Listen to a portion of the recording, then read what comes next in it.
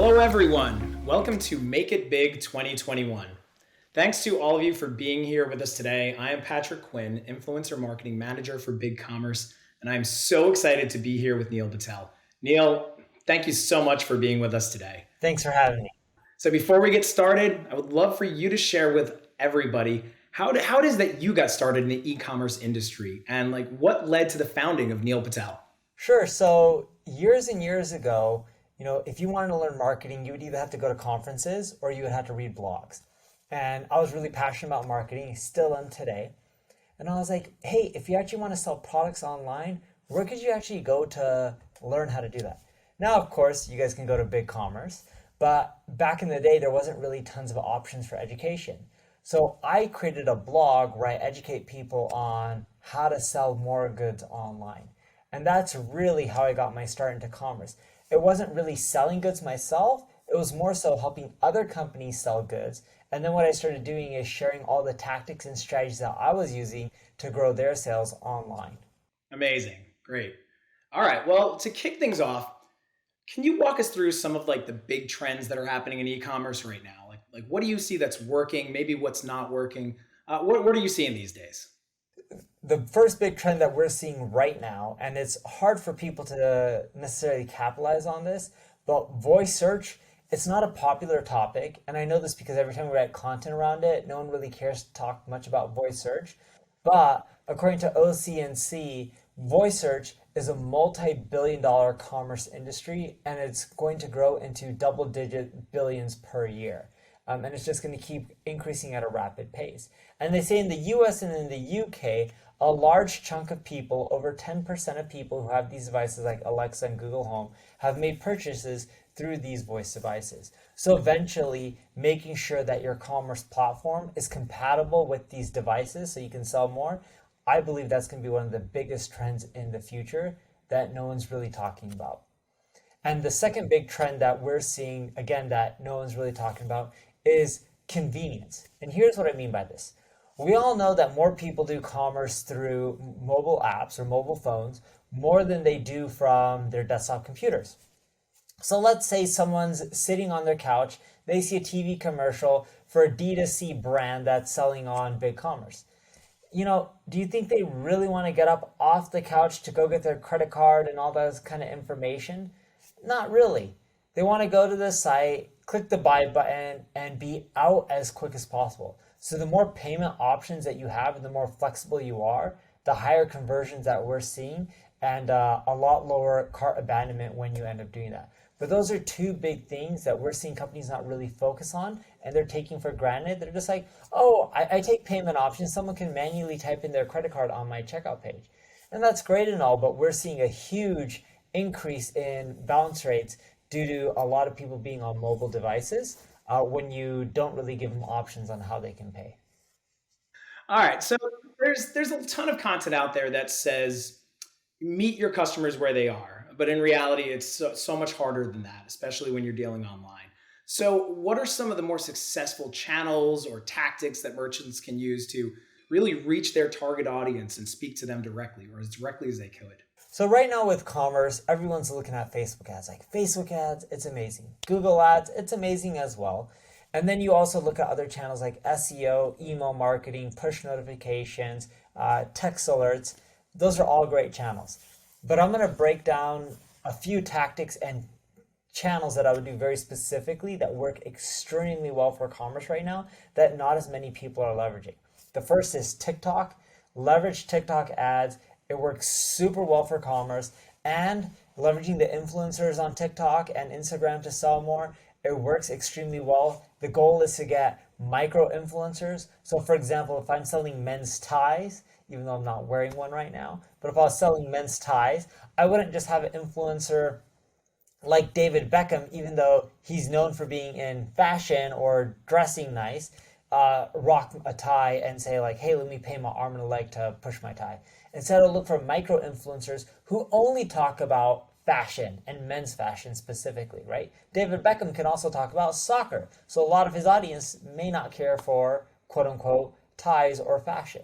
But if I find someone who has an audience in the United States, if I'm selling in the United States, if you're selling in another country, then look for people with the audience within that region. And all these platforms tell you where your followers are these days, and have them push your product. And then when they push your product, the landing page that they drive them to should have their image and them on there, because that really helps with conversion. The other channel that I really love right now that very few commerce brands are leveraging is Snap. So Snap is amazing. Yes, it's not the most popular network, probably won't ever be the most popular social network. But here's what's cool with Snapchat, right? Just like Instagram, people have stories. And instead of trying to drive people to the landing page on commerce, what I would do is try to have all the material of the product that I'm selling within the story. So then it'll go next, next, next, next. And then when they're ready to buy, they can just end up going to your website. So then that way, you've pitched them already on Snap before you get them to your site. Because if you get someone to your website and then pitch them, you're going to lose a lot of people. But they're already on Snapchat. It's much easier to get your message across and try to give all the context that you would within your landing page within Snapchat and then drive them to your site after. Gotcha. That's great. All right. So when it comes to attracting new customers, like merchants are really ready and being adaptable in ways to get people there faster. You kind of touched on it before when you said that, nobody wants to get up and get their credit card. But they also with just getting people to your site, you want it to be as quick as you can so you're really able to keep those customers. So what's the best way for a merchant to kind of hit the ground running with that?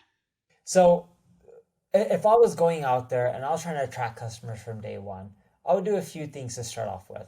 One, I would start creating blog content on anything that I'm selling. Here's an example. If I'm selling toasters, I would start creating articles on the best 10 toaster ovens, right? I would create articles on the best toaster to bake a pizza, the best toaster for bread, whatever it may be. And by creating articles like that, you'll end up listing out number one, number two, number three, and you'll do detailed reviews. Some of these products will be products that you sell, some of them may not. And the ones that you don't sell, link out to other people, try to use the affiliate link, collect some commission. For the ones that you sell, link out to your products, let them buy right there.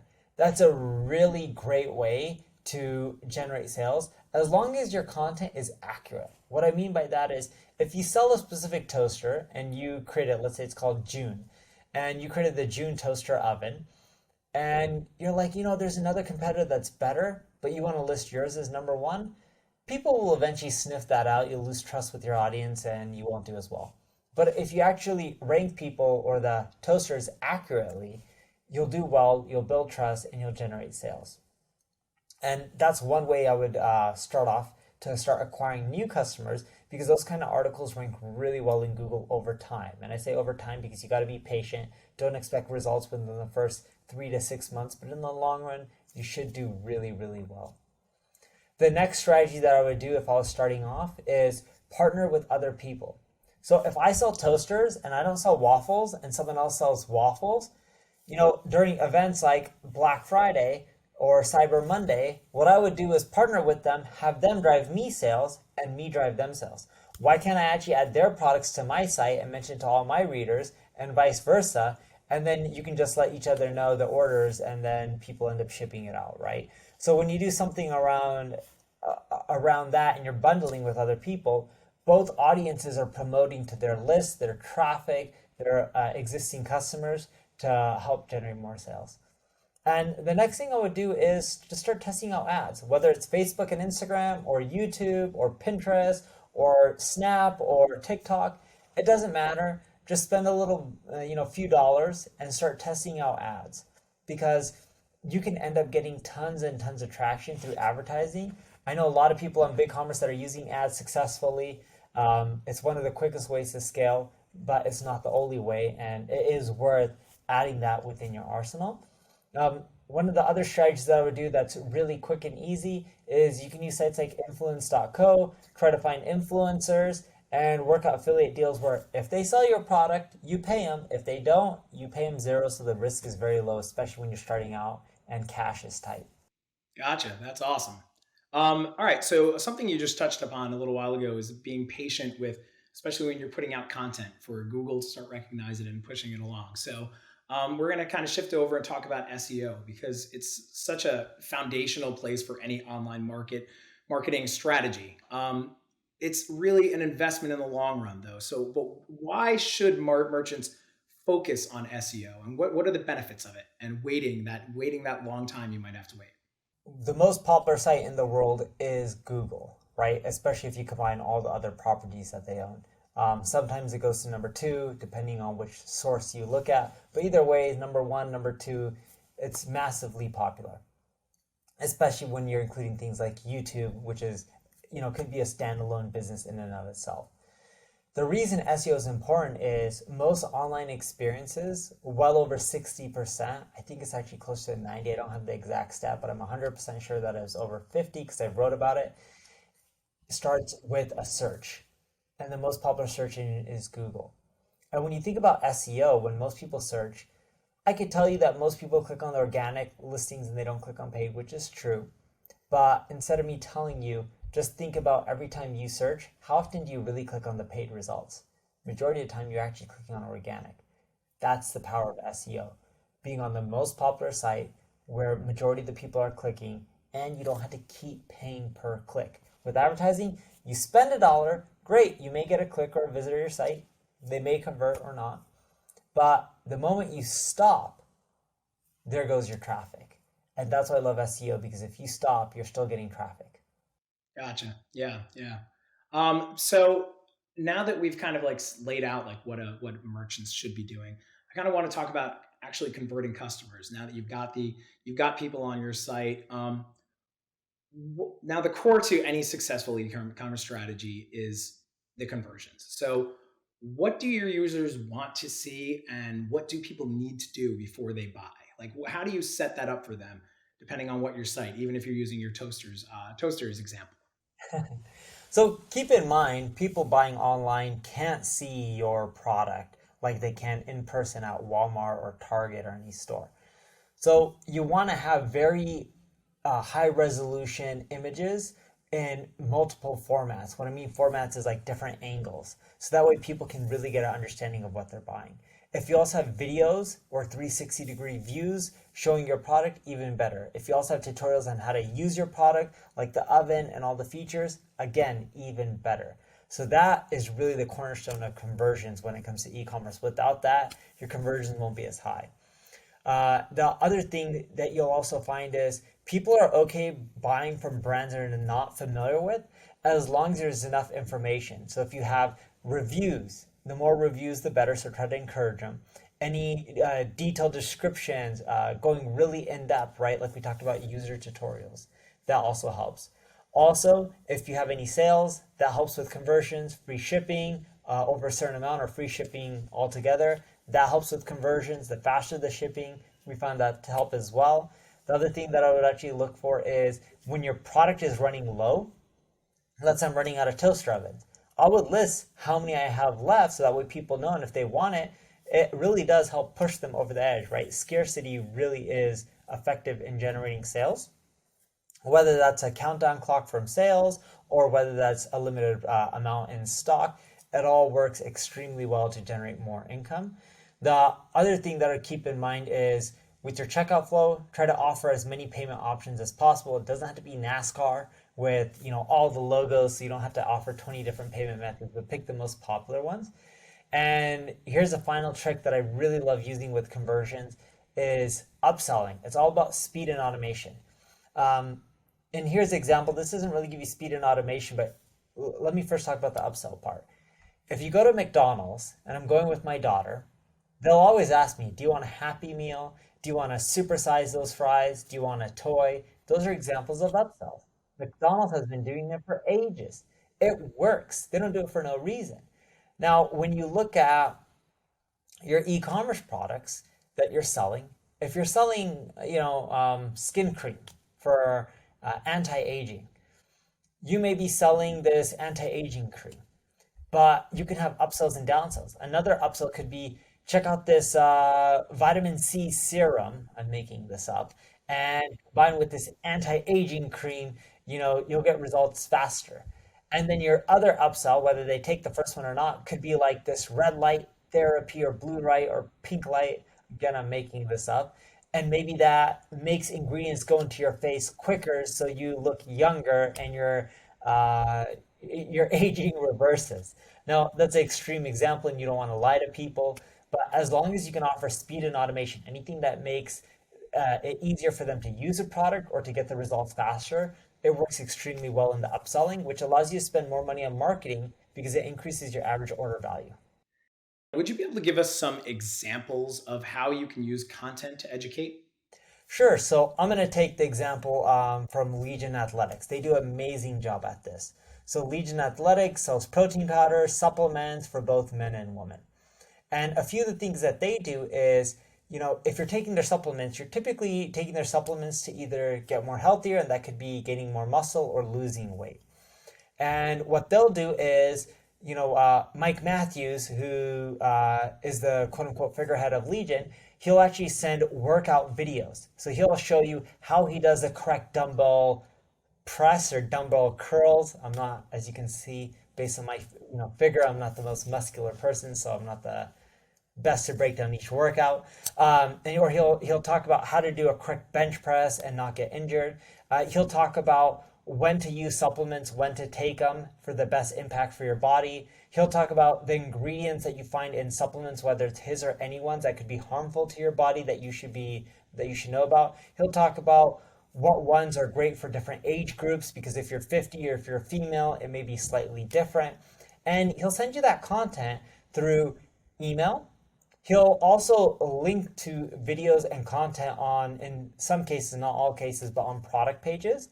Other things that he does is he'll break them down on social media and then link to his social profiles because people are always on their phone. So they're looking at Instagram or Facebook or Pinterest or whatever social network it may be on. And he also breaks down that information on podcasts as well. And then what you'll want to do, even, because let's say if I'm selling protein powder, on that page, I can talk about the best time to take it, how many minutes before my workout, how much to take based on my size and my weight. I can also have that in the not just product description, but ideal usage. Like I can have a little new section underneath the product description, maybe have some video tutorials that are also on that product page. And in addition to that, push it out in blogs, social media, email it to people, send it out through push notification, text alerts. So that way they're getting it from all different angles. Because if you just send it to someone in one channel, there's a good chance that they'll miss it. Yeah, that's great advice. And some of the people that I've seen with the most success, they tend to make one big piece of content and then they're able to break it down and to use it in 1,000 different ways in memes and short videos, short form, whatever it is. So that's really great advice. We appreciate that.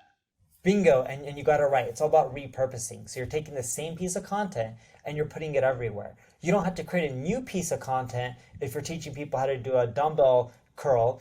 You don't have to create a new video for YouTube than you do for Instagram or Facebook. You can use the same video over and over again, so that way it makes your job easier as well. Gotcha. All right. I'm going to look for your next businesses, which are toasters, vitamin C creams, and pink lights. It's coming up soon. I feel it. So, okay. So we kind of touched on a little bit of that'll sort of answer a bit of this question. But once you have customers engaged, they're on a beautiful e-commerce site. They're ready. They've got it in their carts. And I'm the worst for this. I abandon carts all the time. I get to the purchase point. I just don't follow through. So what are the best tactics to get those people? Just push them over the edge that little bit, just to make sure that they do convert. They do actually make that purchase. Scarcity, that really helps. Any times with discounts. So like, hey, here's a coupon. We know you're gonna leave, like, because you can do an exit pop-up. Here's free shipping or a discount. Those things really help. The other thing that I would consider doing is follow up with them in email for the people who do leave, follow them through push notifications, and follow them up with them through text messaging as well whenever you have their information. So if you combine all those, you'll get less abandonment. You're still going to get people abandoning, sadly. You can't have everyone convert, but you'll have way more conversions. Gotcha. All right, that's great. Okay, so finally, I want to start talking about retaining customers. Like we know that businesses don't thrive by one purchase and then they walk away. So how do we keep customers coming back? How do you retain them? So especially when you're prepping for the holidays or loyalty rewards programs, like what's a common strategy that retailers take? And is it things that are resonating with customers now? What can we do to really keep them and keep them coming back? So funny enough, you mentioned one of the most common strategies with those loyalty programs. And I'll tell you something that works actually better than that I love using, because then you don't have to keep giving them discounts. So the first thing I love doing is education. So if I'm selling creams or toasters or both on the same site, hopefully you're not doing that, because you should ideally specialize. But whatever you're selling, if you educate people on how to use your product and get better results, they're much more likely to keep coming back and refer other people. That's the biggest thing that we've seen that really drives loyalty. Because what most people do is they're like, hey, I sold you, let me sell you 10 more things. And that's great. You should keep trying to sell to them. But at the same time, mix in some education, mix in some information that makes it better for them. How can you get them up and running and using the product in the most effective way so they're happier? Now, certain things you don't really need to give feedback, like toilet paper, you don't really need to give tutorials and education on that. But anything you can do to educate and help them use your product better, we found that that causes more loyalty and people to come back more often. Loyalty programs we also already mentioned. The other thing that works extremely well is sales. Black Friday, Cyber Monday, Father's Day, Mother's Day, Valentine's Day, Christmas, all those sales days work, and there's many more. Back to school is another huge sales day. Even if you think your product's not really that great for back to school, just using back to school and offering a sale and that being an excuse typically drives more sales from what we've seen. Yeah, for sure. Okay, so you've offered so many amazing pieces of advice today. So, if our audience was going to take one or two things away from this thing, the biggest things, what would those be from you? It's actually not one or two tactics, although that is a great question. I want to rephrase it. And what I mean by that is, as an audience, what I would do if I was in your shoes is I give in a lot of things. Even the team at BigCommerce, they produce so much education to help you guys out. You don't have to do everything that I'm saying or they're saying. And it's not about implementing one thing or another thing that could be more important than others. It's actually taking what you consider the easiest thing for you to implement based on all the feedback you've gotten from this event, and just implement that, because that'll start moving the needle. Once you do one thing, go do the next.